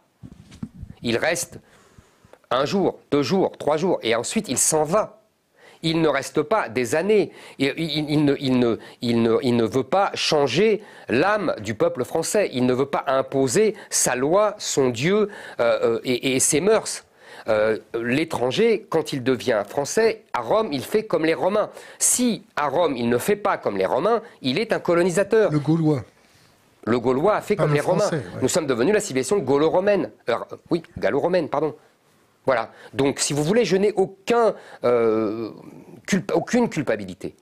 Je pense effectivement, si nos valeurs chrétiennes deviennent un danger, nous devons d'abord penser à notre survie et à la survie du peuple français. Il faut supprimer les valeurs chrétiennes. Non, il ne faut pas supprimer les valeurs chrétiennes, il faut au contraire qu'elles d'abord qu'elles soient respectées. J'aime bien parce que, en général, les gens qui invoquent les valeurs chrétiennes, c'est les gens qui se moquent complètement du christianisme et qui n'ont absolument pas foi en Jésus-Christ. Donc, si vous voulez, n'oubliez pas que c'est d'abord ça, les valeurs chrétiennes. C'est d'abord la foi en Jésus-Christ. Et ensuite, il y a ce discours d'amour, etc. Mais l'amour ne doit pas détruire la loi et ne doit pas détruire la survie d'un peuple. Je vous le répète, quelqu'un qui, par amour, se sacrifierait et se tuerait, c'est un suicide. Ce n'est pas un geste d'amour et ce n'est pas conforme aux valeurs chrétiennes. Il faut arrêter avec ça. Là, nous sommes dans ce cas-là. Donc, nous devons considérer que l'accueil de l'autre devient meurtre de soi. Donc, dans ce cas-là, nous devons arrêter. Voilà, c'est tout. Donc, l'Europe ? Donc l'Europe doit également, si vous voulez, l'Europe, nous avons à la Commission européenne, au Parlement européen, dans les instances européennes, une idéologie immigrationniste. En gros, c'est le raisonnement économique, il va manquer, les Européens font moins d'enfants, donc il va manquer des bras, des consommateurs, donc il faut faire venir des gens. Et on se moque complètement que ces gens aient une culture, des mœurs, une civilisation radicalement différente et qu'en plus, ils ont pour beaucoup une attitude agressive à l'égard de notre civilisation par ressentiment. C'est la discussion qu'on a eue au début. Donc, je pense que nous devons dire à la Commission européenne, nous devons dire au Parlement européen, nous devons dire aux juges européens, qu'ils soient Cour de justice ou Cour européenne des droits de l'homme, que nous considérons qu'il en va de la survie de la France et que donc nous ferons qu'à notre tête. Et que s'ils ne sont pas contents, c'est la même chose. Si, par exemple, la Cour européenne nous sanctionne parce que nous n'avons pas respecté le fameux article 8, vous savez, de la Convention européenne des droits de l'homme qui précise que tout homme a le droit à une vie familiale normale, principe ô combien vénérable, mais qui nous oblige à accueillir des centaines de milliers de personnes par an, ça, ce n'est pas possible. Donc dans ce cas-là, nous dirons que nous sortirons de cet article 8, et s'ils insistent, nous sortirons même de la Cour européenne des droits de l'homme. Vous savez, avant, sous le général de Gaulle, il n'y avait pas de saisie de la Cour européenne des droits de l'homme. Voilà. Et je ne crois pas que nous étions un pays qui ne respectait pas les droits de l'homme. Donc il faut arrêter avec ça. C'est la France qui a inventé les droits de l'homme, avec à la limite l'Angleterre. On ne respecte pas les droits de l'homme vu l'état de nos prisons, non? Écoutez, je ne pense pas que l'état de nos prisons est dû au fait que simplement, comme nous avons effectivement accueilli des millions d'étrangers et qu'il y a une énorme surdélinquance de ces populations, nous sommes submergés. Donc je pense qu'on réglera la question des prisons quand on expulsera les délinquants étrangers. Pourquoi, selon vous, il y a une surreprésentation de la délinquance dans les minorités que vous décrivez? Pour plusieurs raisons. On peut considérer que, d'abord, si vous voulez, il y a traditionnellement une surdélinquance dans les populations immigrées récemment. On a eu ça avec les Italiens à la fin du 19e siècle. On a eu ça avec même les bandes pieds noirs dans les années 50, 60. Voilà, ça c'est le premier fait qui est indéniable et que je ne conteste pas. Maintenant, on a dépassé ce stade-là et on a dépassé cette époque-là. Je pense qu'il y a aujourd'hui ce que j'appelle un djihad du quotidien. C'est-à-dire que, mais vous allez dire que c'est ma ritournelle habituelle, je l'ai déjà dit effectivement, mais vous savez, comme je vous l'ai dit, je ne dirais pas autre chose que ce que j'ai dit. Vous avez grandi dans le 18e arrondissement de Paris, non? Comment? Vous avez grandi dans le 18e arrondissement de Paris? À l'adolescence, oui. Quelle rue? Doudoville. Une rue qui descend du métro Château-Rouge. Rue Le Thor, vous connaissez? Rue Le Thor. Ah non, je ne connais pas, c'est où? C'est le cœur même du 18e. C'est vers quelle rue? C'est juste en face de la porte de Clignancourt. Ah, je connais très bien. Je ne connais pas cette rue. Mais moi, j'étais plutôt à Château-Rouge, vous voyez, un peu plus loin de Clignancourt. J'allais pas souvent à Clignancourt, j'étais plus près de Porte de la Chapelle. Ah, pas trop. Vous voyez, entre Barbès et la Porte de la Chapelle. Il y a Château-Rouge et on descend la rue de Deauville, derrière la rue Ordener, la rue Mira, la rue Léon, vous voyez. C'était la rue Championnet. La rue Championnet, non, c'est plus vers Porte de Clignancourt, la rue Championnet. Par rapport à la piscine, c'est où? Quelle piscine? La piscine où c'est Championnet Sport qui utilise. Ah, mais c'est plus... Non, moi, je suis plus côté Barbès. Plus près de Barbès. Donc, je vous disais, je pense que ce que j'appelle le djihad du quotidien, c'est-à-dire qu'on a vu qu'il y avait une interpénétration entre, si vous voulez, les milieux du djihadisme, les grands attentats, etc., qui étaient tous des anciens délinquants. Je pense qu'il y a, si vous voulez, une mentalité de revanche, que cette délinquance est le produit d'une volonté de revanche sur les Français qui nous ont colonisés, etc., sur les infidèles, etc., et que tous les moyens sont bons, trafic de drogue, vol, viol, et que nous devons tenir compte de cet état de fait, si vous voulez, pour prendre les mesures qui s'imposent. Je vous disais, par exemple... Je vous fais l'avocat du diable. Vous ne pensez pas que ces populations qui ont été parquées dans des bidonvilles, traitées comme des chiens, avec c'était quoi, en 58, il n'y avait pas des bidonvilles à côté de Paris? Ils vivaient où en Algérie? Pardonnez-moi, pourquoi ils sont venus en France? Pourquoi ils sont venus en France? Oui, pour gagner plus. Donc on les a traités comme des chiens, en leur donnant plus d'argent que chez eux. C'est ça que vous appelez traiter comme des chiens. On leur a donné du boulot. Ensuite, on a fait venir leurs femmes, leurs enfants. On avait sauvé leurs enfants, parce que c'est la médecine française qui sauvait leurs enfants. Je vous rappelle que moi, mes ancêtres étaient en Algérie, et on mourait du choléra et du typhus comme pas un. Hein? Ça tombait comme des mouches. C'était ça l'Algérie. C'était un cloaque. C'était des marais incessants, et la France a assaini tout cela. La médecine française a permis à ces gens qui étaient 2 millions d'habitants en 1830 d'être 10 millions en 1962 et 40 millions aujourd'hui. C'est ça, les appeler comme des chiens. On les a fait venir, on leur a donné les allocations familiales, on leur a permis d'aller à l'école, on leur a permis d'apprendre la langue française, la magnifique littérature française. On les a mis dans des HLM alors qu'ils vivaient dans des gourbis. C'est ça que vous appelez traiter comme des chiens. On les a remis dans des gourbis, non? Non, pas du tout. Les HLM ont été transformés par des gourbis par la population elle-même. Quand il y a une population autre, les HLM sont impeccables. Et il n'y a pas de dégradation et il n'y a pas de vol. Bon, alors arrêtez avec ça. On ne les a pas maltraités du tout. D'ailleurs, je discute avec beaucoup de Maghrébins, en particulier les Kabyles, qui le savent très bien. La France a été bonne fille et bonne mère et très généreuse. Et on ne les a pas parqués. On les a mis dans des HLM où nous étions, nous, les pieds noirs. Simplement, ce sont eux qui ont chassé les autres. Ils ont chassé les autres parce qu'ils ont été... D'abord, ils ont imposé leur mode de vie, comme là-bas, et en plus, il y a eu des bandes maghrébines qui ont commencé à faire la loi, à voler on disait à l'époque, les autoradios.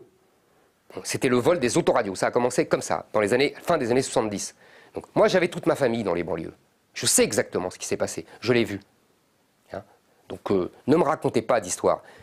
On les a royalement traités, et on continue. Vous savez, aujourd'hui, je vous ai dit tout à l'heure, il y a 14% seulement d'immigration de travail. Nous sommes passés d'une immigration de travail à une immigration sans travail. Vous savez, il y a aujourd'hui 8% de chômage en France. Il y a 14% parmi la population étrangère. Il y a aujourd'hui 13% d'inactifs en France.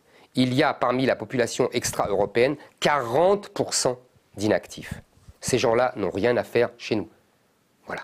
Et ne dites pas qu'on les traite mal. On leur donne un système d'assistanat incroyable, qui nous coûte, qui nous plombe la compétitivité de nos entreprises. S'ils ont eu des enfants en France, on fait quoi? On supprime le droit du sol. On fait un charter avec tout le monde? Absolument. S'ils n'ont plus de titre de séjour légal, bien sûr. D'accord. Et le pauvre gamin qui est né chez nous? Le pauvre gamin qui est né chez nous, d'abord, il y en a beaucoup qui détestent la France. Vous avez remarqué. C'est parmi la jeunesse. Donc il y a un problème. Donc d'après moi, c'est qu'il est malheureux. Okay. S'il déteste la France et les Français, c'est qu'il est malheureux. Donc il sera mieux chez lui. Voilà. Il est... Chez lui, c'est pas ici. Non, c'est pas ici. La preuve, il le dit lui-même. Il dit, il n'est pas gaulois. Il n'est pas français. Quand on lui demande, il dit, je suis algérien, je suis marocain. Je comprends. Je le comprends. Vous savez, le roi du Maroc nous l'avait dit. Vous avez vu cette vidéo dans les années 80 face à Anne Sinclair. Il avait dit, les miens, parce que il disait comme Louis XIV, mes peuples, les miens ne seront jamais français, vous pourrez faire tous les efforts que vous voudrez, la civilisation est trop différente. Mais ce n'est pas mal, ce n'est pas grave, je comprends qu'on soit attaché à sa culture, à ses mœurs, à son Dieu, à sa civilisation. C'est tout à fait, mais vraiment respectable. Okay. Changeons de sujet. Je vous en prie, moi c'est vous qui je suis vos sujets. L'écologie. fais juste un sujet comme ça ou je pose des questions plus... Et allez-y, je vous en prie. On reste sur le nucléaire, on reste pas sur le nucléaire, on continue l'éolien, on fait comment avec la pêche? Comme vous voulez. Moi, je suis tout à fait prêt à parler de nucléaire et d'éolien. La voiture électrique, pour ou contre? La voiture électrique. La voiture électrique? Oui. Vous avez votre permis de conduire? J'ai mon permis de conduire. Je conduis mal, mais j'ai mon permis de conduire. Quoi comme voiture? J'ai pas de voiture parce que je suis sous protection depuis maintenant près de 2 ans. Donc vous voyez, je suis... Vous payez vos taxis? Ah non, c'est la police qui m'emmène. Bon, je m'en serais passé. Hein. Et moi, je prends pas la voiture dans Paris. Je prenais le métro. Combien vous gagnez? Oh, ça vous regarde pas. Et là, pour l'instant, je ne gagne plus rien. Puisque je n'ai plus... pas de droit d'auteur, rien du tout? Ah non, mais j'ai droit d'auteur. Mais je ne suis plus ni à CNews, ni au Figaro, ni à Paris Première. À CNews, mais ça ne vous regarde pas. Je ne tiens pas du tout à vous dire ce que je gagne. Voilà. L'écologie. L'écologie. Donc on était à la voiture électrique. Donc je n'ai rien contre la voiture électrique.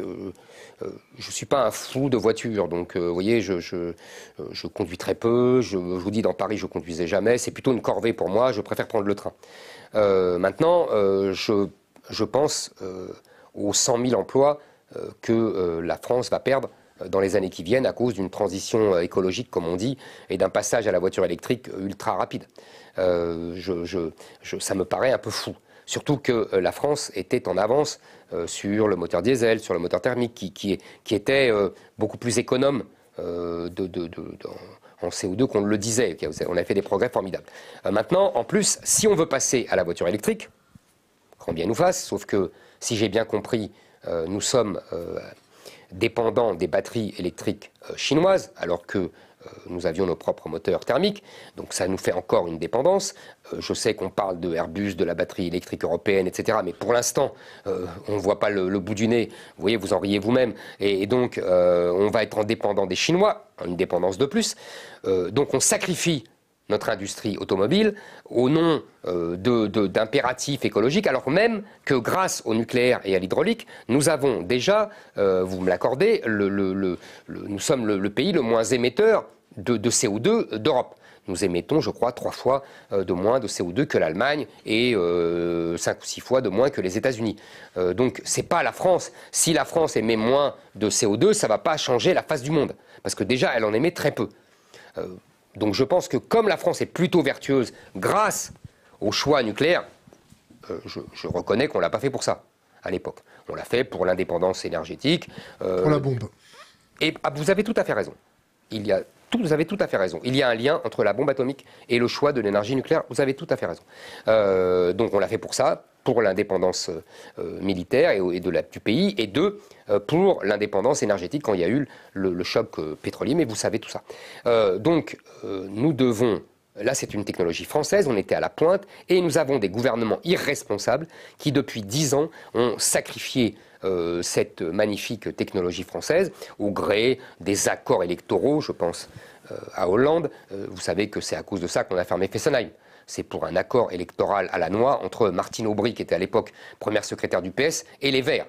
Vous imaginez, c'est pour quelques circonscriptions aux Verts qu'on a fermé Fessenheim, une centrale nucléaire qui marchait très bien et qui aurait pu vivre encore 20 ans. Les politiques qu'on mérite. Ah mais ça, vous avez raison, ça sans doute que vous avez raison, mais enfin on peut quand même critiquer ce qu'on fait quand même. Et que Emmanuel Macron aurait très bien pu, il n'était absolument pas redevable, comme François Hollande, de ses magouilles politiciennes avec le PS. Il aurait très bien pu dire, mais moi, ce qu'a décidé François Hollande, je m'en moque. Non, il ne l'a pas fait, pour des raisons encore de communication politique, pour se faire bien voir des écolos. C'était son époque écologique. Et maintenant, vous avez vu, il revient au nucléaire. Ce type dit tout et le contraire de tout sur tous les sujets. Bon, mais ça, on commence à avoir l'habitude. Donc voilà, si vous voulez, je pense, moi, que on a de la chance. On avait une énergie nucléaire qui assurait notre indépendance et qui en plus était économe en CO2. Nous devons la maintenir et la faire progresser. Nous devons absolument, si vous voulez, réinvestir dans cette filière pour attirer de nouveau les compétences, parce que le dédain avec lequel nous avons traité cette filière nucléaire a fait fuir les meilleurs, donc ils ne viennent plus dans le nucléaire. Nous devons arrêter en plus avec le pendant des énergies renouvelables avec l'éolien. L'éolien, c'est bien pour les gens qui n'ont pas le nucléaire. L'éolien, c'est bien pour les gens qui n'ont pas d'autres énergies. Mais si vous voulez, on a vu ce qui se passait en Allemagne. Au-delà de la laideur et de l'enlaidissement des paysages, sans compter les massacres de petits oiseaux, etc., sans compter le béton énorme que l'on coule pour ces éoliennes. Leur cyclage. Exactement, l'absence de recyclage. Vous savez très bien aussi que c'est une énergie intermittente, qu'il n'y a que 25% de la capacité de production et que donc, quand il n'y a pas de vent, eh ben, on va chercher quoi? On va chercher le charbon, ce qu'ont fait les Allemands, ou alors le gaz. C'est ce qui explique en grande partie la hausse du prix du gaz aujourd'hui. Donc vous voyez, tout cela, c'est une politique de gribouille. On avait, grâce à la décision sage et vraiment intelligente de Gaulle, Pompidou et Giscard, qu'on oublie toujours, qui a fini le travail de ces centrales nucléaires. D'ailleurs, il disait à la fin de sa vie que c'était ce dont il était le plus fier dans sa carrière politique. Je pense qu'il avait raison. Donc, vous voyez, on a bazardé tout ça et on dit, ah ben non, c'est pas grave, on va la baisser à 50%. Pourquoi 50%? On n'en sait rien. Pourquoi pas 40? Pourquoi pas 30? Pourquoi pas 60? C'est comme ça, c'est arbitraire. En vérité, non, il faut absolument maintenir et préserver notre énergie nucléaire. Et d'ailleurs, je vous dis, Emmanuel Macron a été une révélation, a subi une révélation. Maintenant, il ne jure que par le nucléaire. Mais voyez, l'impréparation et un certain amateurisme. Il nous dit, ça vous a pas échappé, il nous dit on va faire des petites centrales. Hein, les petits réacteurs. Petits réacteurs, pardon. Pour faire des petites catastrophes. Il n'y a pas eu de catastrophe en France, arrêtez. Il n'y a jamais eu de catastrophe. Ça a tué moins que le charbon et que le gaz, le nucléaire. C'est pas parce qu'il y a la bombe atomique que ça va faire des catastrophes. Donc il nous dit les fameux réacteurs, les petits réacteurs, mais nous ne maîtrisons pas cette technologie. Comme nous avons négligé le nucléaire depuis 10 ans, nous ne la maîtrisons pas. J'ouvre une parenthèse. Je vous en prie. Notre complexe nucléaire avec nos 50... Vous avez jusqu'à quelle heure? Comment? Bah écoutez, on conclut là. Ça fait déjà 1h30, c'est bien. Non, ça fait 1h23. Eh ben vous voyez. Allez-y, ne vous censurez pas. Non, mais je me censure pas, hein, c'est pour vous. Vous êtes chez vous. Exactement. Vous avez bien compris ce que c'était. Mais bien sûr, mais moi j'aime ce genre de... Vous avez vu, j'échange avec vous. Nos complexes nucléaires ne sont pas du tout protégés contre la menace terroriste. Est-ce que multiplier des petits réacteurs un peu partout, c'est pas aussi prendre des risques? C'est pas une question que je balaye du revers de main. Il y a des risques, évidemment, il y a des risques terroristes. Je pense que vous exagérez en revanche quand vous dites qu'ils ne sont pas protégés contre la menace terroriste. Ils ne sont pas protégés. Quand on voit Greenpeace capable de faire péter un drone avec des feux d'artifice à côté d'une piscine de stockage, on rigole. Moi, je vous prends un LRAC avec mes 2 copains, je vous fais péter une centrale nucléaire en 10 minutes. Il n'y a pas eu d'attentat, ça me paraît bizarre. Ou alors ils ne sont pas très malins, nos amis djihadistes. Ah, vous avez peut-être remarqué des choses, c'est bien. Question sur l'écologie. La France qui est condamnée pour sa diffusion de CO2. Ça vous fait quoi? Ni chaud, ni froid? L'État, c'est nous, c'est pas nous, c'est notre faute, c'est pas notre faute, c'est l'administration? C'est pas que ça fait ni chaud ni froid, c'est que je trouve ça absolument scandaleux. Je vous ai dit tout à l'heure, nous sommes le pays qui émet d'Europe, et le pays développé qui émet, je crois avec la Suède, si je ne dis pas de bêtises, vous vérifierez, qui émet le moins de CO2. En quoi on doit être condamné pour notre consommation de CO2, pour notre production de CO2? Ce qui est vrai, là où vous avez raison, c'est que notre faible émission de CO2 n'est pas seulement due au nucléaire. C'est aussi dû à notre désindustrialisation. C'est-à-dire que... C'est facile. Ben non, mais c'est vrai. C'est-à-dire qu'on a exporté notre production. Exactement. Et donc on a exporté notre CO2. Et donc notre consommation est beaucoup plus importante en CO2 que notre production. Là, vous avez raison. C'est-à-dire qu'on peut prendre le CO2 des autres. Vous avez 1000 fois raison. On peut produire notre CO2 chez les autres. Comment? On peut produire notre CO2 chez les autres. Et c'est ce que je vous dis, absolument, c'est ce qu'on fait. Non, vous avez raison. Vous voyez, j'essaye d'être le plus honnête possible avec vous. On pourrait aussi agir sur, si vous voulez, les endroits où on utilise de l'énergie thermique, de l'énergie fossile. On pourrait, les logements, l'industrie, vous voyez, on pourrait là faire un plan, là je suis d'accord avec vous, par exemple, pour isoler davantage les logements. Il y a des choses à faire. Okay. Vous avez fait votre service militaire? Non, j'avais des tas d'ennuis, de santé, un genou. Réformé P4? Ah non, pas P4. Non, pas du tout. Je suis pas fou. J'ai pas fait le fou non plus, même si à l'époque c'était la mode. Mais vous savez, moi j'ai pas mal de maladies auto-immunes. L'incontinence marchait pas mal aussi. J'ai pas entendu, excusez-moi. Éric Zemmour avec le feu nucléaire, vous en pensez quoi? Avec le feu nucléaire? Oui. Si vous voulez, c'est le feu nucléaire nous permet de ne plus subir d'invasion comme juin 40. C'est pour ça que ça a été fait. Il faut bien comprendre que quand le général de Gaulle fait ça, il est hanté par l'invasion de juin 40. Quand Christophe Castaner vous met un taquet par rapport à ce que vous avez marqué dans un de vos bouquins par rapport aux filles dans les bus... vous passez du coq à l'âne, c'est ce qui s'appelle passer du coq à l'âne. Mais j'admire. Quand on me donne 1h23, 1h27, quand on donne 1h30, si on avait eu plus... Mais allez-y, je vous en prie. Mieux. Allez-y, je vous en prie. Mais on va essayer de faire. Allez-y, on peut gratter un quart d'heure. Je ne veux pas vous censurer, je ne veux pas vous frustrer. Je sens que là, vous. Alors, je ne suis pas frustré. Bon, c'est bien. Et deux, ça nous arrange parce qu'il y a une très bonne bouteille qui nous attend. Et alors, vous voyez, c'est parfait. Alors, allez-y. Castaner. Donc, Castaner qui vous met un taquet. Mais je vous ai répondu. Non, c'est plus sérieux pour le nucléaire. Je pense que c'est, si vous voulez, c'est ce qui fait notre statut de grande puissance. C'est ce qui permet de parler haut et fort en France, et dans le monde et surtout en Europe. D'ailleurs, c'est pour ça que nos autres partenaires européens voient ça de travers, et en particulier les Allemands. Je pense vraiment que c'est un de nos atouts.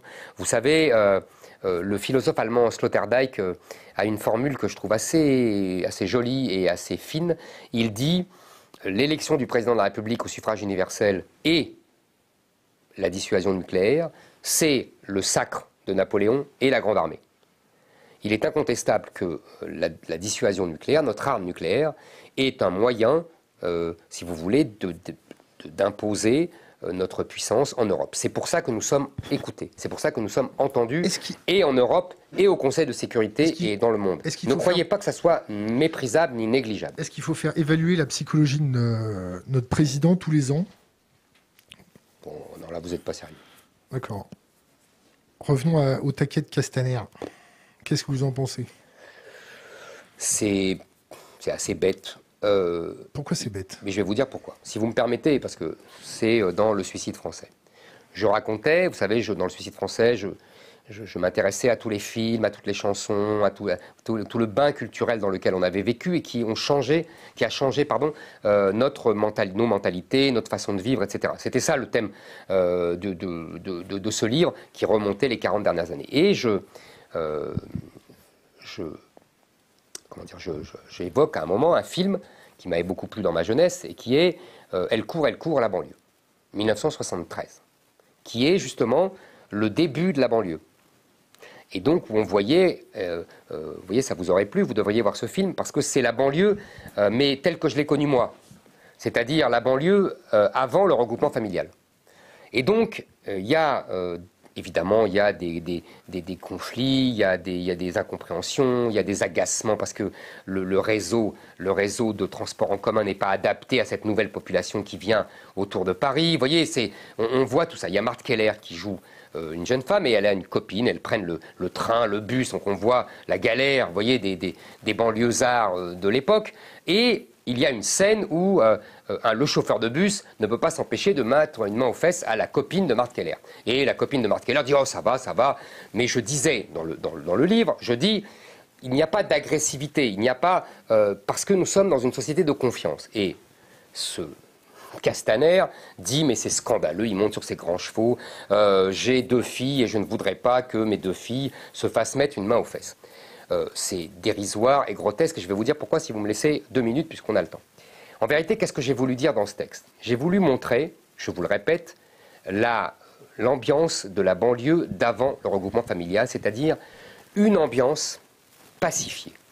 C'est-à-dire que c'est une époque où même les gestes inconvenants, les gestes qui ne doivent pas se faire, comme cette main aux fesses, sont contrôlés par la société. C'est-à-dire que celui qui s'en rend coupable est immédiatement surveillé et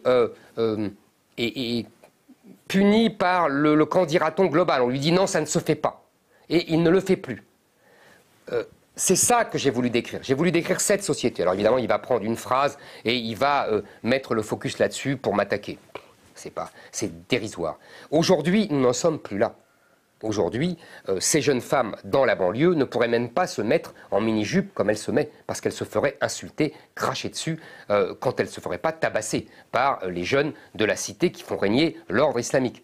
Donc ça n'a rien à voir. On n'est plus dans la même époque. Et aujourd'hui, c'est pas Castaner qui défend ces jeunes femmes et qui défend ces filles. Parce que ces filles, comme les jeunes femmes de la génération de ces filles, elles sont en permanence en danger à cause de l'immigration, justement, et des enfants, de beaucoup d'enfants de l'immigration qui les agressent, qui les insultent, qui leur interdisent de porter des robes ou des jupes parce qu'ils les traitent de putains à cause de ça. C'est ça l'ambiance dans les banlieues. C'est ça aussi l'ambiance même à Paris, dans certains quartiers. Donc, lui, il a été ministre de l'Intérieur. Il n'a rien fait contre ça. Il n'a rien fait pour protéger ces femmes. Et il donne des leçons en disant « mais je suis scandalisé par ce comportement ». Mais c'est lui qui était indigne. C'est lui qui voulait, en tant que ministre de l'Intérieur, mettre un genou à terre devant une bande de mafieux qui écumaient la banlieue au moment de l'affaire, vous vous souvenez, avec l'affaire Traoré. C'est lui, Castaner. Hein. C'est Castaner, ça, le ministre de l'Intérieur le plus médiocre depuis 20 ans. Et c'est lui qui ose donner des leçons. Mais j'en rigole, hein, j'en rigole encore. Question Internet. Par qui est-il financé? Qui vous conseille? Par qui êtes-vous financé? Qui vous conseille? Pour l'instant, je suis financé par personne. Il y a effectivement des gens qui souhaitent financer une éventuelle campagne. Et donc qui donne de l'argent aux amis d'Éric Zemmour et en prévision d'une éventuelle campagne quand je serai, si je le suis, candidat. Voilà, c'est des gens divers, vous savez, on a beaucoup de petits dons, on a des gens qui donnent le maximum du plafond, c'est-à-dire 7 500 €, et on a des gens, beaucoup, qui donnent 20 €, 50 €, 10 €, voilà. Question Internet, est-ce qu'il peut développer sur le parlementaire excessif? Ah non, oui, c'est très simple. C'est un point d'histoire en vérité. Ce que j'appelle le parlementaire excessif, c'est ce qu'on appelait en termes de droit constitutionnel le régime d'assemblée. C'est-à-dire que nous avons connu, sous la Troisième République en particulier, des assemblées toutes puissantes, des parlements tout puissants, qui bloquaient, qui renversaient les gouvernements tous les 3 mois, et qui faisaient la loi, et qui n'écoutaient plus en vérité le peuple, et qui empêchaient les gouvernements de gouverner. Voilà, c'est la Troisième République, c'est la Quatrième République. Vous êtes plutôt Marat ou Robespierre? Marat est un terroriste, pour le coup. C'est un type qui faisait des listes et qui les envoyait à la guillotine. Robespierre est si vous voulez, c'est l'ancêtre les Jacobins sont les ancêtres des totalitaires et ils ont mis en place un système complètement fou de terrorisme totalitaire pour imposer leur pouvoir à tous les autres. Mais, il y a un mais, Robespierre a été un patriote. C'est-à-dire que quand il y avait toutes les armées d'Europe qui envahissaient la France, le comité de salut public a permis de gagner la guerre et d'arrêter les troupes étrangères. Donc vous voyez, il faut distinguer. Mais évidemment, son régime est un régime tyrannique, dictatorial, sanguinaire. Je vous renvoie au livre magnifique d'Anatole France, Les dieux ont soif, qui décrit très bien l'ambiance à cette époque. Question Internet. Quelle est la place de l'environnement dans son discours? Pour lui, allons-nous vers un effondrement écologique, de biodiversité? Et j'en profite pour envoyer une autre question. Concernant l'approvisionnement, la sécurité alimentaire de la France. Un vrai sujet. Je vous laisse commencer par ce que vous voulez. Non, mais si vous voulez, je ne crois pas à l'effondrement de la planète, à l'effondrement climatique. En tout cas, je ne pense pas que la France soit responsable de ça. Et je ne pense pas que le fait que la France... croire à un effondrement et que le fait que la France soit responsable. De toute façon, croire en plus à l'effondrement, je n'ai pas la compétence pour savoir si ça va arriver ou pas. Je n'ai pas la compétence scientifique. Et je pense, en l'occurrence, moi, vous savez, j'ai l'habitude de dire ça aux écologistes. Eux, ils ont beaucoup d'ambition. Ils veulent sauver la planète. Moi, je veux sauver la France. Et en l'occurrence, je pense que le sujet majeur pour la France, c'est l'immigration et l'identité de la France. Et je pense que pour le climat, la France n'a en vérité qu'un rôle marginal dans cette histoire. Donc il ne faut pas battre sa coulpe, il faut que les Américains et les Chinois commencent. Par ailleurs, pour la sécurité alimentaire, en revanche... 6 minutes, il y a votre conseillère qui nous tape à la porte, là. On continue encore combien de temps? Eh bien, 5 minutes, on finit. D'accord. Alors, si on finit, 3 livres pour notre communauté, vous avez 3 livres à conseiller? Ah, que je peux vous conseiller, moi? Oui. Alors là, très vite, Les Mémoires d'Outre-Tombe de Chateaubriand. Les Mémoires d'Outre-Tombe de Chateaubriand. Illusion perdue de Balzac. Alors, si je peux, un grand livre, mais historique, qui est L'origine de la France contemporaine de Taine. Si vous voulez un roman, je dirais La Semaine sainte d'Aragon. Un conseil pour les jeunes générations, une bouteille à la mer. Un conseil pour les jeunes générations, défendez votre identité, défendez votre culture. Le peuple français a été un très grand peuple, il est un très grand peuple avec une très grande histoire. Notre rôle, notre responsabilité, votre rôle, votre responsabilité, puisque vous me demandez de parler aux jeunes, c'est de perpétuer cette histoire glorieuse et magnifique, cette culture admirable. La prochaine fois, s'il y a une prochaine fois, il n'y a pas de limite de temps chez nous. J'avais bien compris. Ben, là, vous avez mis des limites. Là, c'est moi qui mets la limite. Ouais. Vous savez, il faut savoir terminer. Vous savez, vous connaissez le mot de Thorez. Il faut savoir terminer une grève. Donc, il faut savoir terminer une émission. D'accord. Allez. Allez, bonne soirée. Merci. Merci à vous.